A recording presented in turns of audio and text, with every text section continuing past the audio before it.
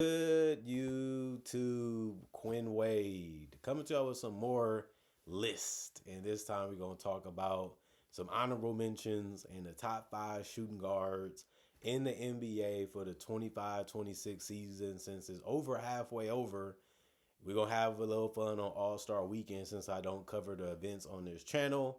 So let's talk about these shooting guards this year.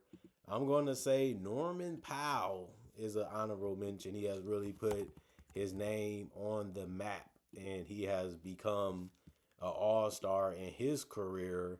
And he's 32 years old, and he finally made it. People thought that he'd make it to the All-Star game last year for the Clippers. Didn't happen. It ended up being James Harden. And this year is him making the All-Star game for the Miami Heat.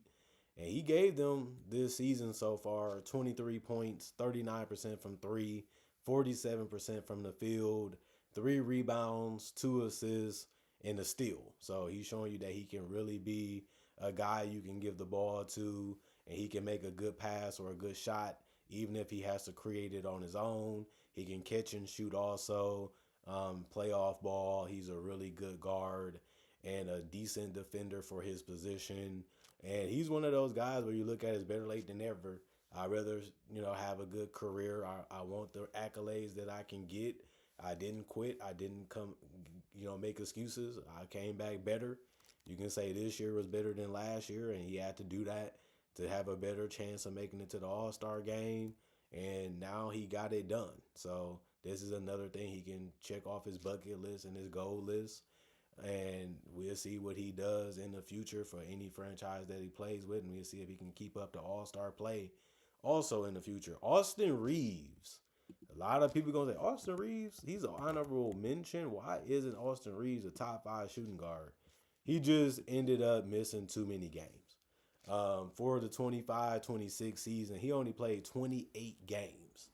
That's just not enough. I mean, he might not even be eligible to win any awards, even if he keeps his number up. But he's one of those guys that you look at and say, better late than never. He could have made an all-star team this year, but he got injured. But he did show that he can play at an all-star level if it's needed or if it's necessary. And it's mainly because he has a good IQ. He understands how to use his body. He understands how to use his handles. He understands how to create space and play off screens. And then, he's just a good decision maker in general when he has the ball in his hands. And those things have boosted up his numbers along with opportunity and along with minutes and trust from the coaching staff. And that's because he earned it, and that's because he gained it. And he deserves all the things that come with the territory. The only problem is he just couldn't stay on the court enough, and he just couldn't keep putting up the numbers that he did earlier in the season because guys got healthier, so opportunities and chances ended up dwindling.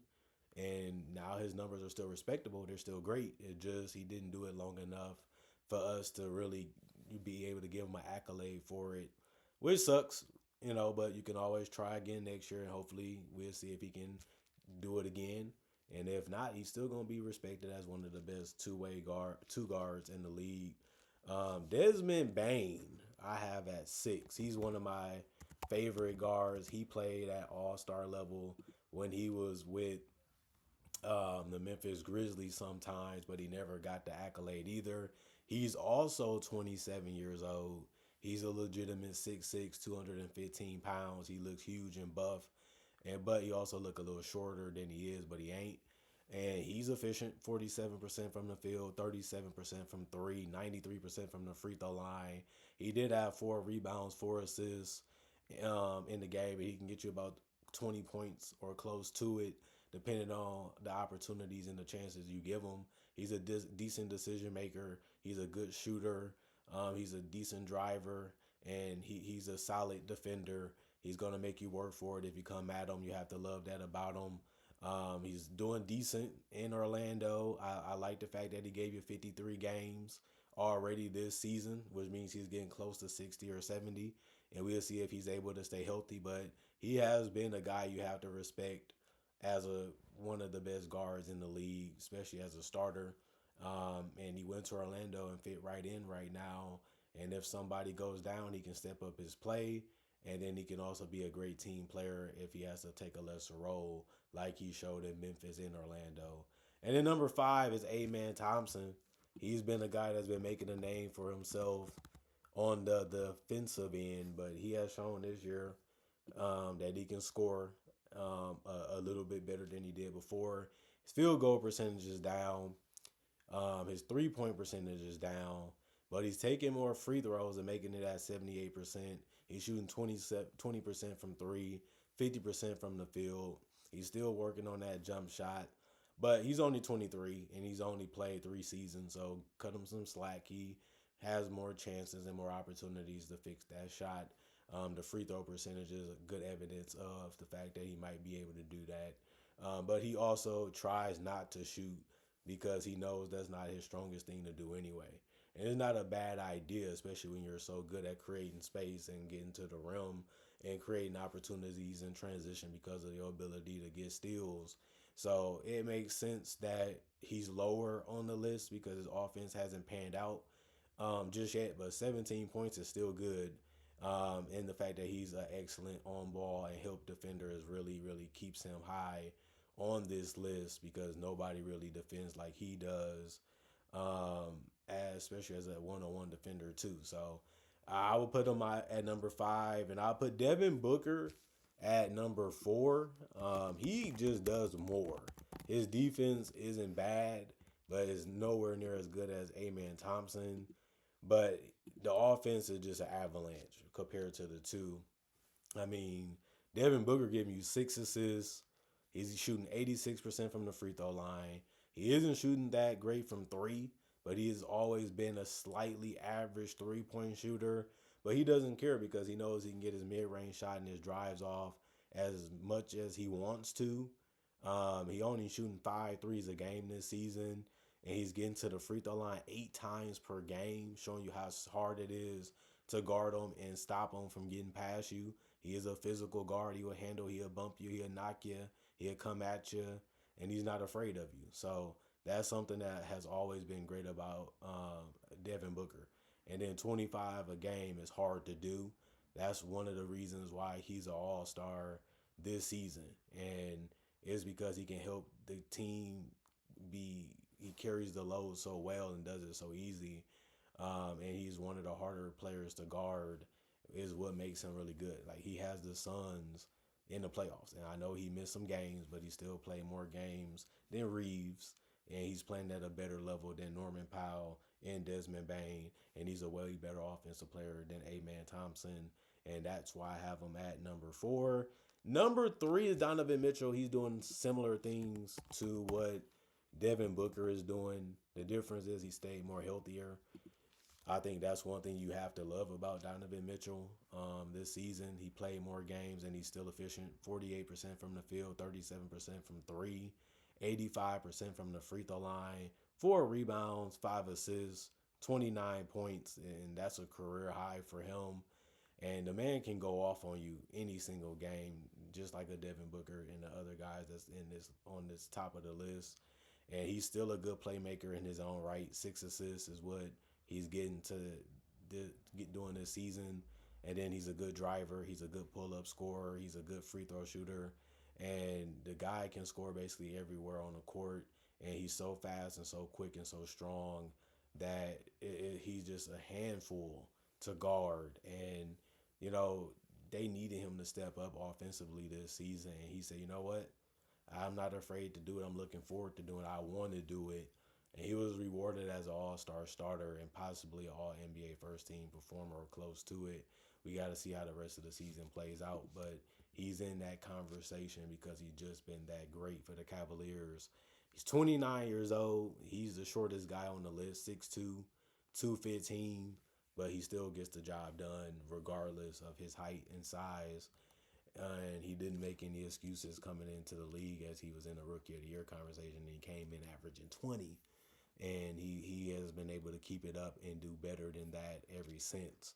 So he's one of those day one dominant guys. And then number 2, which is going to be probably obvious to everybody that know the position, Anthony Edwards. I mean, the guy has led his team to the playoffs. Of course, he has had some help. like these other guys on the list, and not just them doing it, but he's the main reason why the team is successful. He's a guy that can take over a game. He's a guy that can dominate a game. He's a guy that always giving you all the handles and all the moves to be able to score on you. He's one of the best 3 point shooters in the league, taking about 8 a game. He's also a good guy that is going to get to the free throw line. He's taking a career high in free throw attempts, which is 7 a game. And he's shooting worse from the free throw line than the last 2 years than this one, but he still has a couple more games to get it above 80. He's giving you also 5 rebounds and 3 assists, and he's a stellar defender. He's giving you about a steal a game. He's hard to score on. He's going to stay in front of you. He's going to make you work. He's going to make you think. He's going to make you try to do all these different things just to be able to try to score on them. And he's dangerous in transition, and he's going to put on the show. He's going to give you a dunk. He's going to give you a crossover, and he's going to give you something exciting, something to smile about before the game is over. And he's going to be having fun with the audience and the players throughout the entire game because he's just that type of showman. 6'4", 225 pounds, a big guy when it comes to weight and strength. And he's only 24, so he has the ability to get to the top of this list before his career is over. I mean, he is number 2, so obviously it makes a lot of sense for him to be in that conversation, to be able to be the best shooting guard in the league. But if I had to pick one shooting guard that's the best to me, it's Shai Gilgeous-Alexander. And as of the recording of this video, he's one of those guys that I look at as the MVP again. I mean, 55% from the field is stupid for a shooting guard. Those are center numbers. There's some centers in the league that's starting that can't even shoot 55% from the field. And a lot of times they right by the rim. And he does it on jump shots and finishes. He's also shooting 39% from 3 on 4.6 3 points attempts a game. He's also shooting 89% from the free throw line with 9 attempts a game.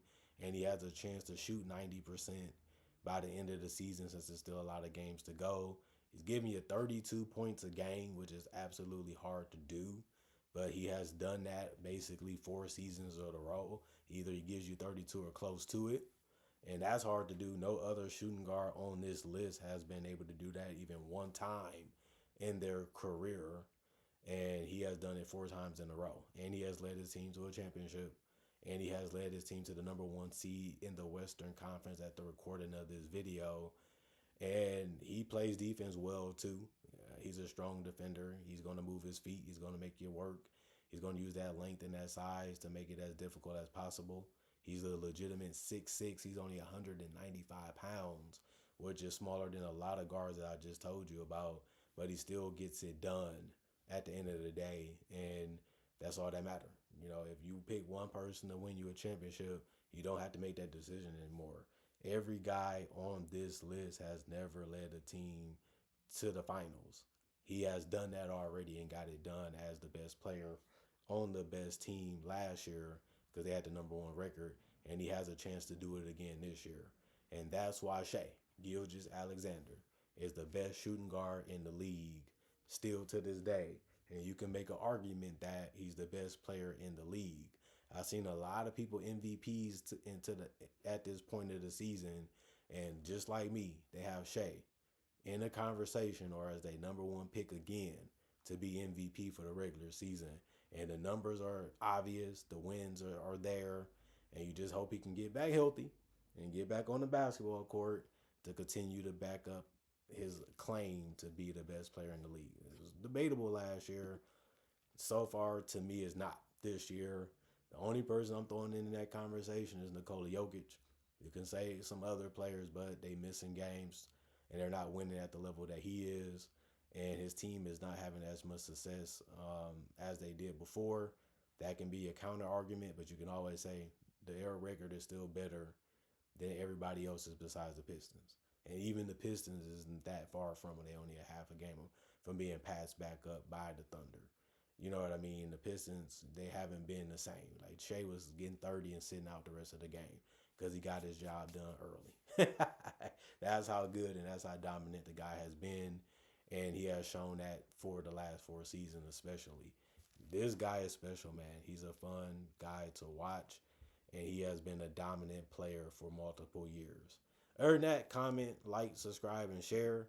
Hit that notification bell to get the analysis when it first come out if you haven't. Of course, I got the small forwards, the power forwards, and the centers coming up in the next couple of days as we wait and enjoy the All Star weekend and a break from the regular season. Also got more breakdowns coming out.